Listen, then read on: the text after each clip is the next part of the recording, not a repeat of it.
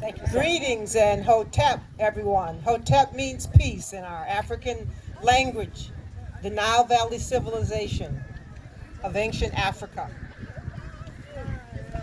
Lift every voice and sing, till earth and heaven ring.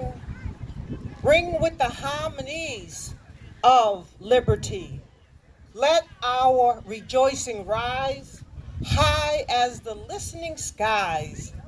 Let it resound, loud as the rolling sea.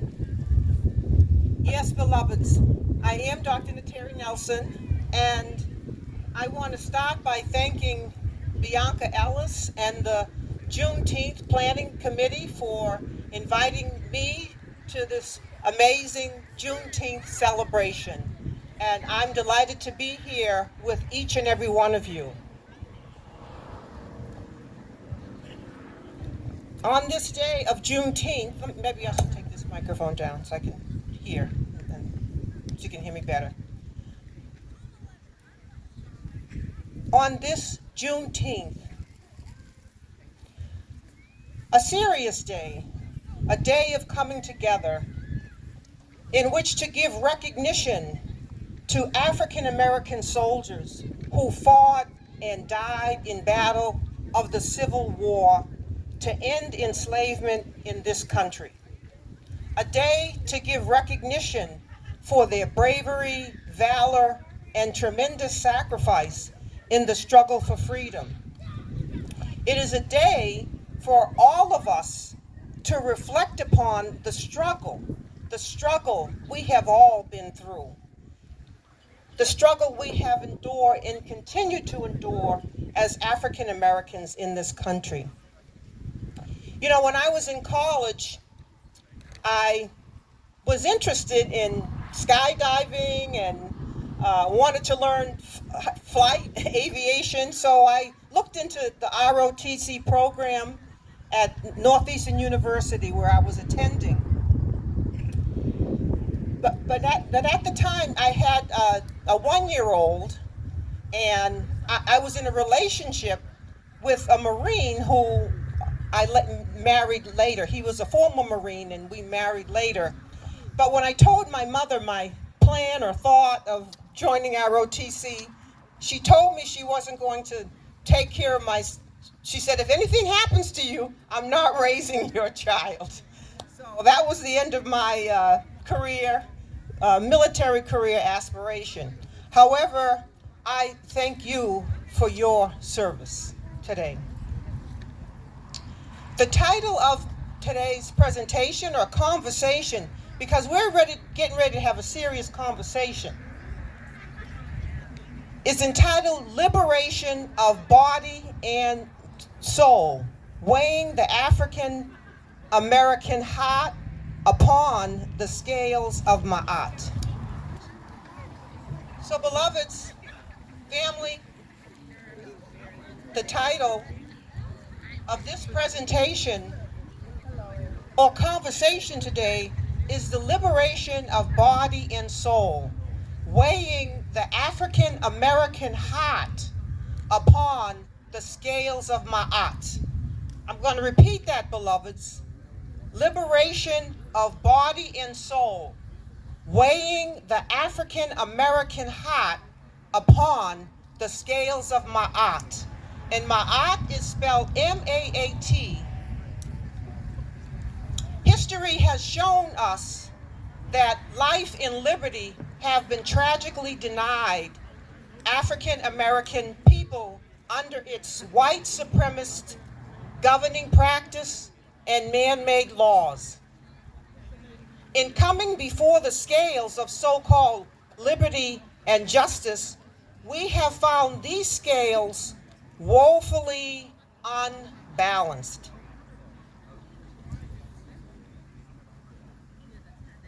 We have found them unbalanced in establishing the truth of our humanity, equality, and dignity. So I ask you today, are there scales? Are there scales we as African Americans may come before and find more balance and justice in the weighing? Are there scales that we as African Americans may come before that show truth when we are asked to give account of how we are doing up to now? The answer is yes. These scales are called the Scales of Maat. And to explore these questions further, we need to go back into our history to a spiritual practice from the African Nile Valley civilization and a book called The Book of Coming Forth by Day from Night. And I'm going to hold up this book, and there's references that you'll be able to look at. It is the spiritual practice of coming before the scales of Maat. Now, I'm going to hold up these scales. I'm going to hold up these scales, and I was actually able to get these on the plane with me, but I got these scales in Kemet, which would later be called Egypt by the Greeks. And it is where, on these scales, in this spiritual practice, it is on these scales that our African ancestors were in the practice of placing the conscience, which was symbolized by the human heart on one side, and that would be weighed in balance to the lightness of this feather on the other, the feather of Maat. Now I'm going to talk more about this in a moment. Beloveds, it is in coming before these scales we ask the question, are we ready to take stock today, the magnitude of the work we have done in our hearts as a people who have been warred upon through our Holocaust called the Ma'afa, or the Great Disaster? I ask you, beloveds, are we ready to take stock the magnitude of the work we have done in our hearts as a people who have been in struggle and fight, not just the raging battle outside, but also the battle within, causing our hearts to be made heavy? Yet, in spite of it all, are we ready to look at what we have done to make our hearts, as an African people, to make our heart light and find balance when it is weighed against the feather upon the scales of Maat, which is the African symbol of truth, justice, righteousness, divine law, harmony, balance, order, and reciprocity. And finally, beloveds, listen up, family. As African Americans, I ask finally, are we ready to look at evidence today that we are the foremost experienced people on the planet Earth? I'm going to repeat that. I ask, are we ready to look at the evidence today that we are the foremost experienced people on the planet Earth in learning how to, in the very fiery chambers of our hearts, how to transmute, how to change, how to convert our anger, our pain, and our suffering into a healing balm of love. Are we ready to look at that? Now, let's look at this process within us that qualifies us that has made us the foremost experienced people on the planet as we celebrate steps in liberating body and soul.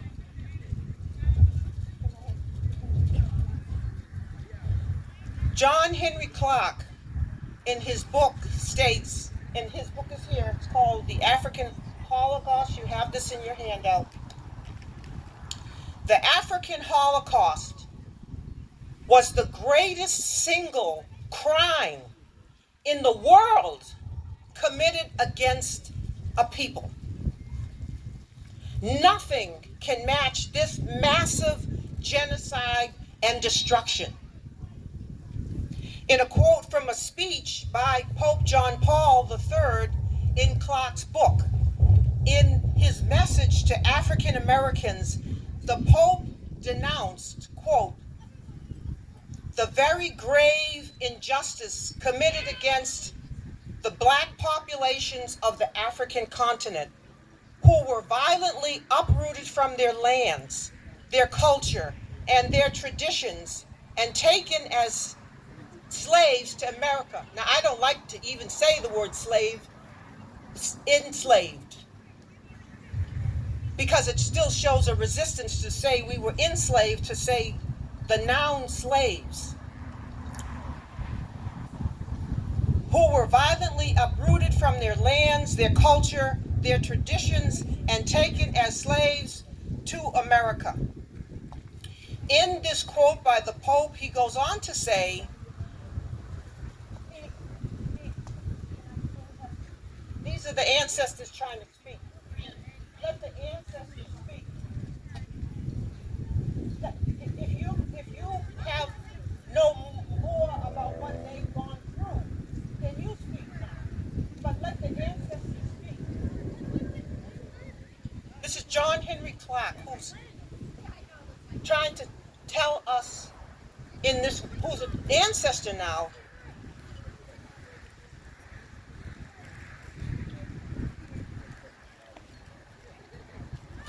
in this quote, the Pope denounced the very grave injustice committed against the black populations of the African continent, who were violently uprooted from their lands, their culture, and their traditions, and taken as slaves to America. In this quote by the Pope, he goes on to say he assured them the church was well aware of, quote, the alienation that weighs on you, the injustices you suffer. Now, the alienation and the injustices that weighs on us, on our hearts, can the magnitude of the weight that has been on our hearts even be fathomed by those who have oppressed? The Pope goes on to further state, quote, how can one forget the human lives cut down by slavery? There is a need to confess in all truth and humility this sin of man against man, unquote, the Pope said. Now, beloveds, it would appear we have been forgotten. Has there been reparation? But this talk today is not about the European heart. Today is about us, and the conversation is about weighing the African American heart. And in beginning, I call forth in prayer and invocation. As an African people, we pay our respects on this day of Juneteenth. We call on the one and only God, boundless, infinite, eternal, creator of the heaven and earth, the one in whom we live and move and have our being, the one known by many names. In our African origins, you have made us an ancient people. You have made us the mothers and fathers of civilization, from whom the seeming racial types of all hues, all colors, were birthed or have unfolded from, making us now one human family that inhabits this planet. Hear our prayers as we beseech your merciful, beneficent, and abundant aid as we continue making now this dimensional shift on our planet from times material and violent to times more spiritual and enlightened. Traumatic things have happened along the way that have deprived us from knowing our African history, and that we have contributed to every human endeavor. Humanity itself we have given the planet. Civilization, mathematics, medicine, architecture, psychology, spirituality, astronomy, cosmology, the creation story, divine law, art, music, and so much more. Many African American diaspora have been studying their history in order to reclaim who we are physically, emotionally, mentally, and spiritually. It is during our Holocaust that invaders who colonized and enslaved African people have reached deep into all of these dimensions of personhood and selfhood, colonizing information and ways of knowing. God of our weary years, God of our silent tears, thou who hast brought us thus far on the way. Even though at today's Juneteenth, we celebrate a very co-measured rescue or liberation of African people from enslavement in America, upon our hearts weighs the broader struggle for global Pan-African rescue, reconstruction, restoration of our African history and culture. And so we return to a primal source of wisdom from a sacred text for our history and knowledge and truth. What is this text? I'll hold it up again. You have it in your handout. It is the book of Coming Forth Today from Night. Now, our African ancestors of the Nile Valley civilization, they call themselves the Kemites or the Kemeta'u, and they call the land Kemet. This would later be called Egypt by the Greeks, and who would call them the Egyptians. And they have given us this ancient text, and it's in the language of MAAT'JUNETEENTH, which was their language, which the Greeks would later call hieroglyphics. It is called the Ru Impert Im Haru Inkur, the book of coming forth by day after night. Now, beloveds, do you feel like we've had a night and looking forward to coming forth to a day?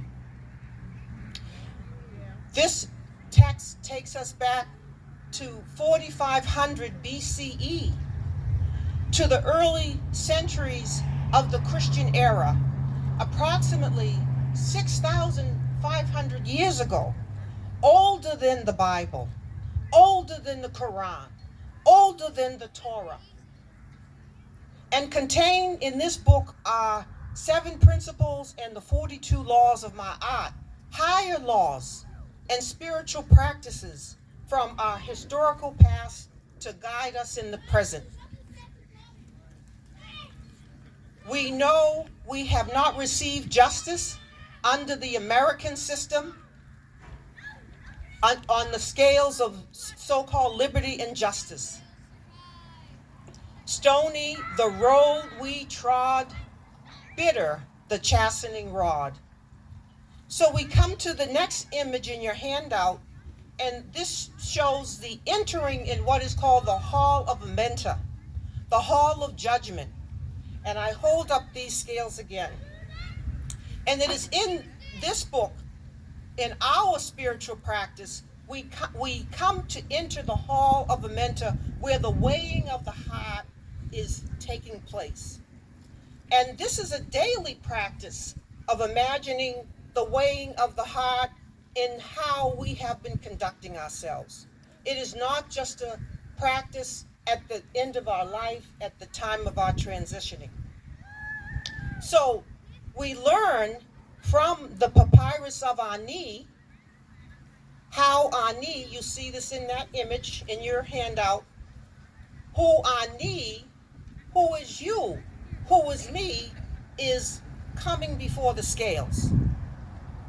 And one principle of Ma'at is balance. This is where we find balance. This is where the battle to find balance within our very hearts must be won, as the battle from without is also fought. The story of this battle was well known and told in our ancient African history. What is the story? It is the story of the slaying of Osir by his jealous brother Set. A killing of one brother by another long before the biblical Cain and Abel story. Now, as the story continues, Haru, the son of Osir, grows up. Then a fierce battle ensues between Haru and Set, in which Haru must avenge his father's death and be restored as the rightful heir to the throne. This symbolizes the battle of reestablishing the kingdom of God on earth. Now, doesn't what I just told you sound or remind you of a more recent Walt Disney movie version of this story, The Lion King? Does that, how many saw The Lion King? Just raise your hand. All right, that's we're going back thousands of years to our story. This battle between Haru and Set, biblically and symbolically, is the battle between good and evil, or Satan. The struggle between right and might. The struggle in our hearts, which our African ancestors teach us is the seat of conscience and consciousness. To assert, it's the battle to assert the fullness of our humanity and divinity, and balance this without transgressing on the rights of others to do the same. Now, do we feel like we have been in a battle on this planet Earth and in this country? Do we feel like we've been in a battle? Are we still in the battle? So Ani, who is you and who is me, has come to stand before the scales, the symbol of Ma'at. And in your handout, you see this beautiful nature Ma'at, who then will hold out those outstretched wings in that balance. And again, weighed against the likeness of the feather, now, of Ma'at. And Ma'at is the 7 principles and 42 laws that we want to live by so that our heart is made as light as a feather. And again, our heart is placed on one side of the scales, and it's balanced against the lightness of the feather of Ma'at. Now, I'm going to ask you, what makes the heart, you see how light this feather is, right? I think the other one kind of blew away. What makes this, you see this lightness of this feather? What makes the heart heavy, that it would go clunk, that it would not be in balance on the scale? Name some things that would make the heart heavy. Just shout out loud. Lying. Lying, yes, lying. What is it? Stealing, okay. What else makes the heart heavy? Pain, yes. Out here. Can somebody repeat what he said so I can get it louder? We should have a microphone out there. Conditions, okay. All right. Yes. Others call out. What makes the heart heavy? Oh, thank you. Thank you. You keep that. I love you. The rest of it belongs to you. What else would make the heart go clunk? Injustice, yes. Yeah, yes. What are those heavy emotions in the heart? What are the heavy emotions in the heart that make the heart heavy? Sadness, yes. Grieving. What did someone say over here?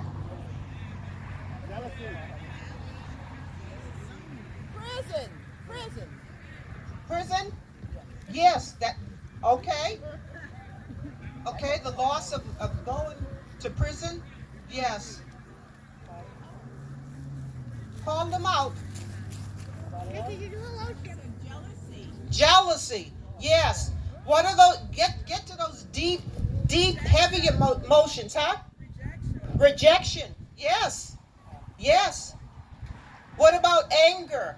Anger, right? Trauma, grieving, hatred. Someone here said hatred. Hatred is a major one. Hatred. What is it? Loneliness. Yes, loneliness. All of these emotions, and bitterness, because when we take anger and hatred, we can turn it into a bitterness. You ever with someone who's bitter, you feel how heavy they are when you've been in their presence? Do you feel how heavy they are? Yeah. So just consider. Yeah. Betrayal. Yes. Betrayal. Absolutely. Very, very good, beloveds. So here we are looking at the 7 principles of Ma'at.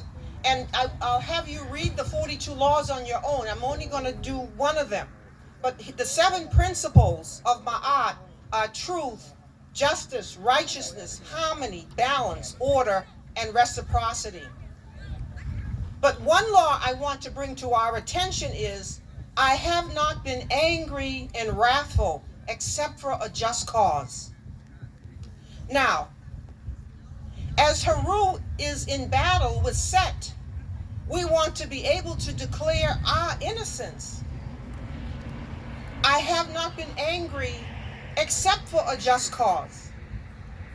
We remember, stirred to anger, we have had to fight many fights. Have we had to fight many fights for many just causes?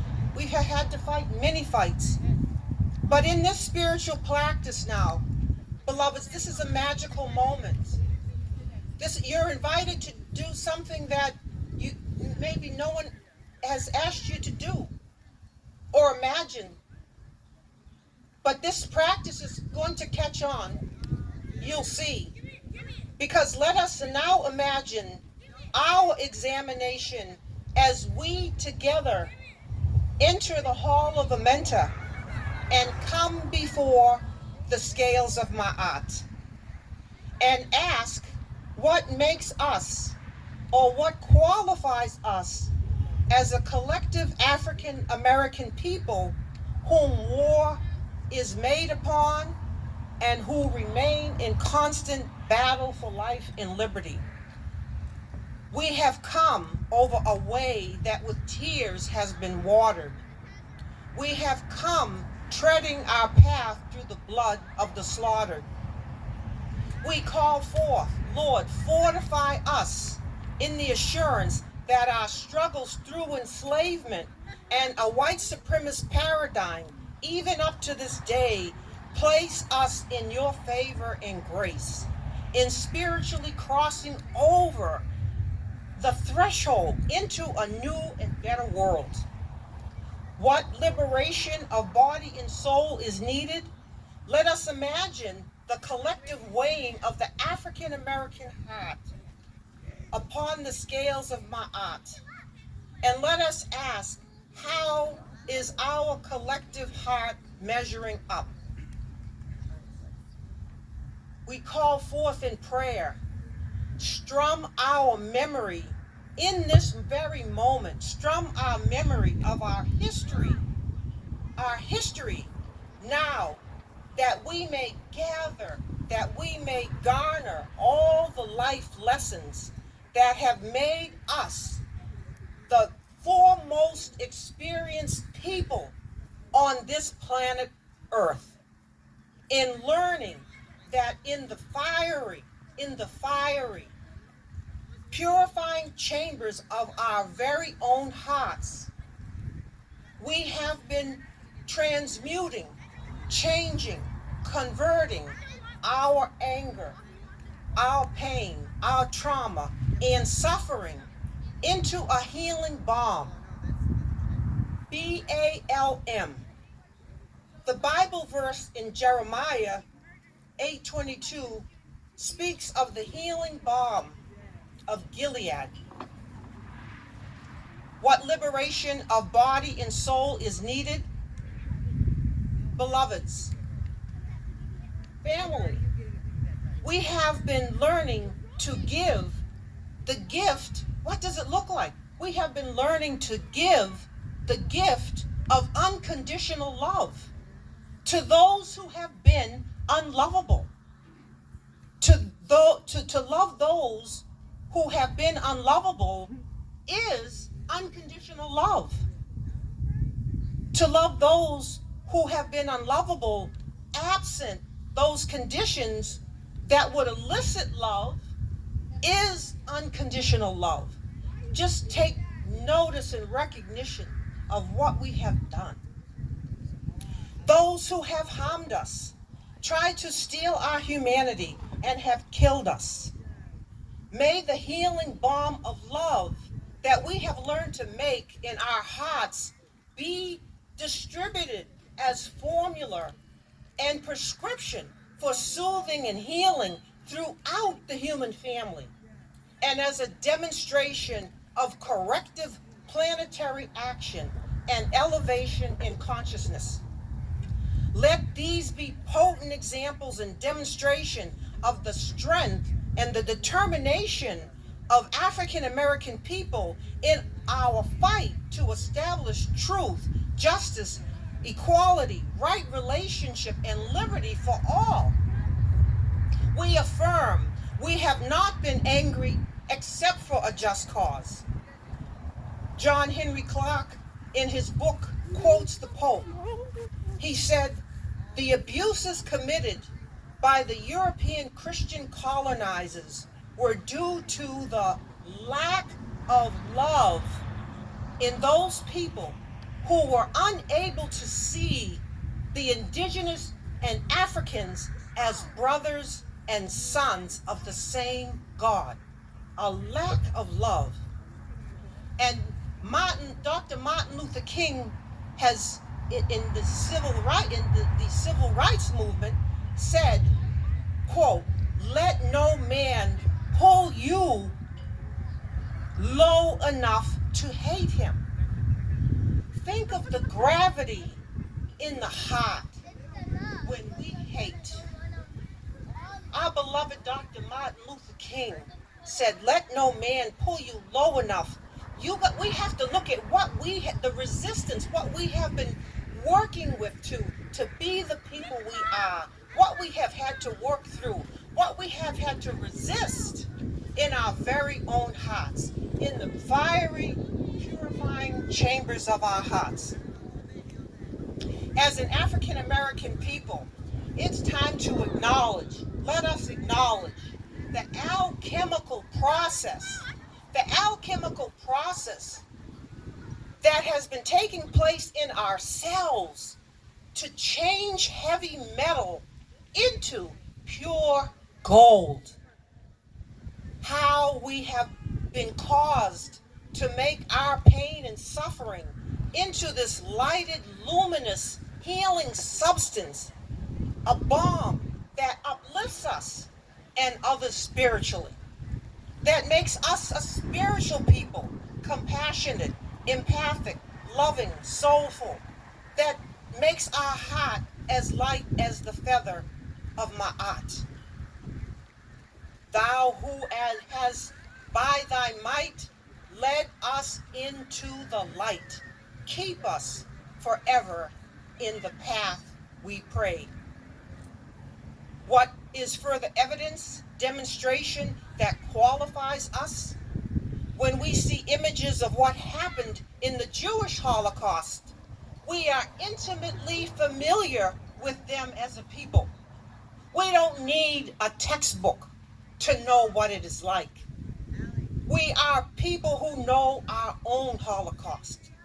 We are people who have been made able to look from behind the eyes of Kunta Kinte as he lay in the hull of the ship of enslavement. We are made able today through Jim Crow, the civil rights movement, even up to George Floyd, to look now from behind the eyes of the Palestinians and know their anger, their anguish, their pain. It has been our suffering, cry, fight for justice and liberty that has paved the way for every other disenfranchised group, women, special needs, other racial minorities, those of other sexual orientations. We have been the foundation stood upon, the voice of resistance for all who seek justice, liberty, and liberation of body and soul. What liberation of body and soul is needed? Look at what we have done. Look at what we have manufactured.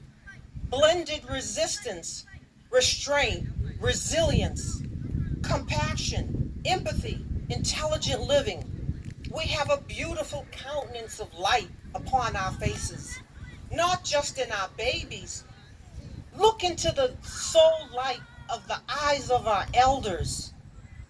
Joyful, resilient.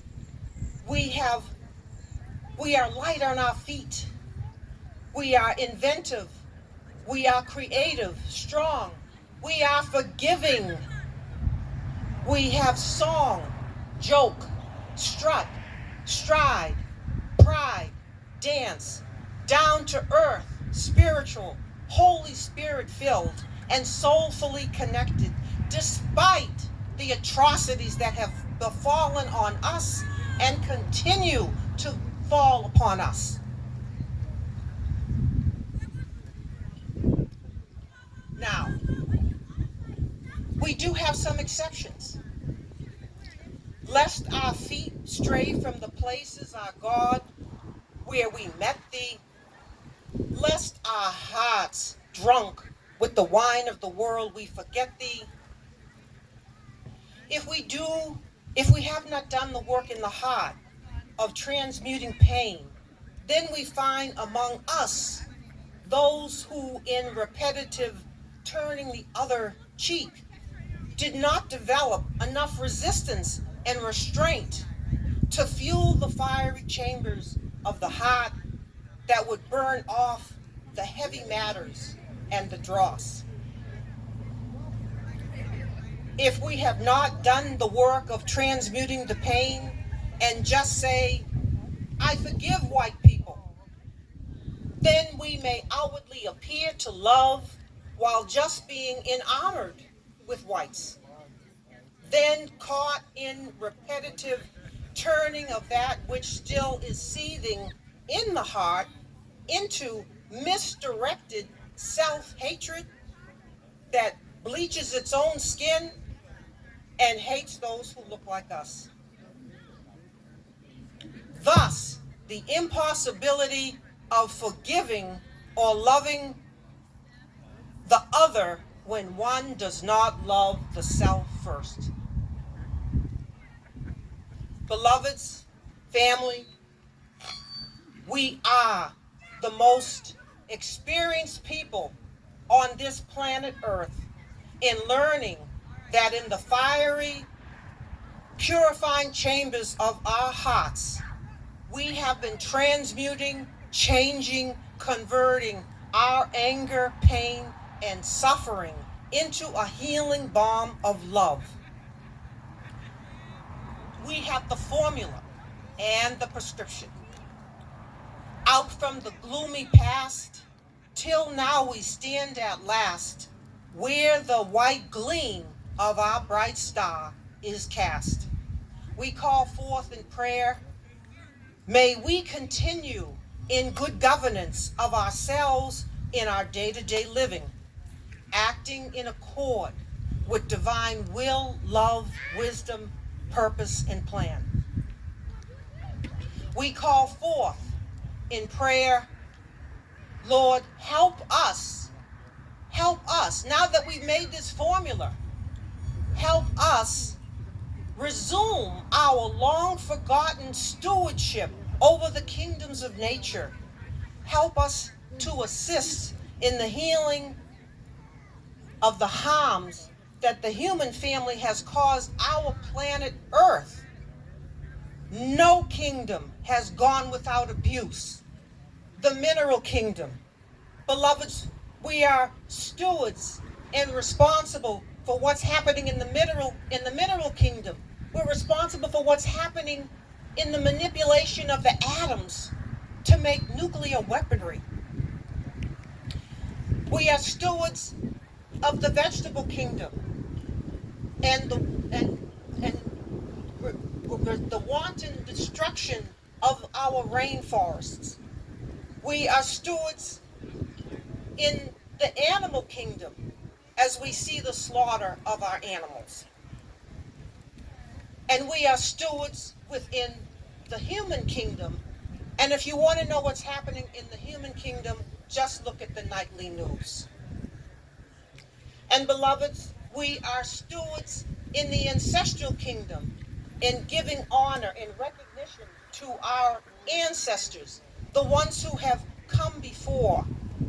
Frederick Douglass, Harriet Tubman, Marcus Garvey, Dr. Martin Luther King, and many, many more. Lord, empower us that we may assist in every way possible the restoring of our earth, its air, its oceans, to its pristine and paradisiacal condition. Continue to instruct us in how to find harmony and balance in ourselves and the world in which we live, and to teach others to do the same through our example as the foremost experienced people on the planet. Shadowed beneath thy hand, may we forever stand true to our God, true to our native land. What liberation of body and soul is needed, we call forth the wisdom, love, empathy that has been hard-won and accumulated through our struggles as an African people on this planet, that this very substance reveal itself in our leadership going forward into the future. May those most spiritually awakened in consciousness among us, those who may be most trusted to do the good and perfect thing and make good and perfect decisions, be brought forth, that we may safely navigate through and beyond these troubled times.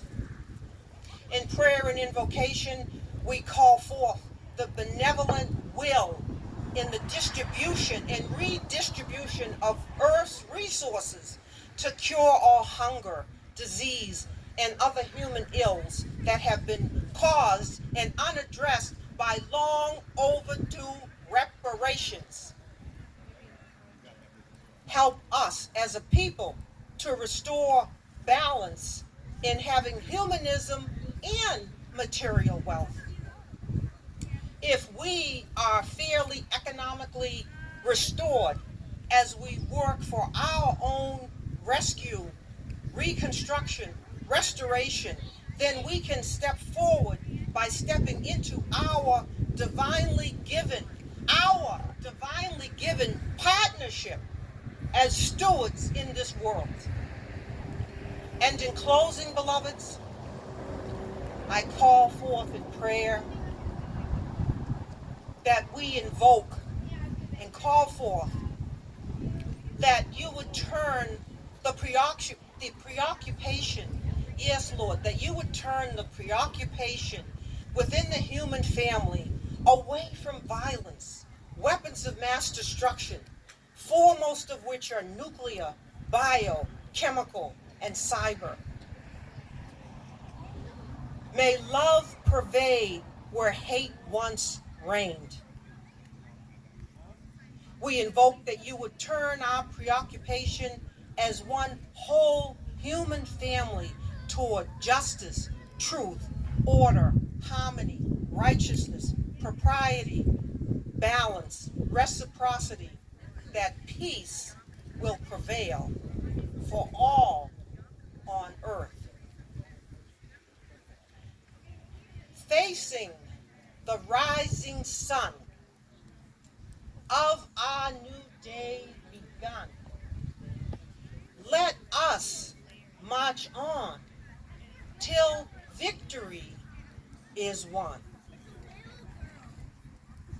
And I ask in the name of Haru Masu, the ever-coming one, the exemplar, called Jesus the Christ in this age and world period. I call forth and close Amen. So it is. Thank you.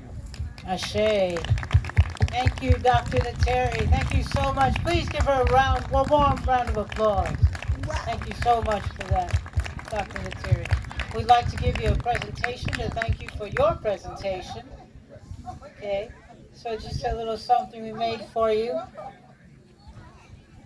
So as it reads, Dr. Nateri Nelson, thank you so much from the Fort Drum and Watertown, New York community for your presentation at the 11th Annual Watertown Juneteenth.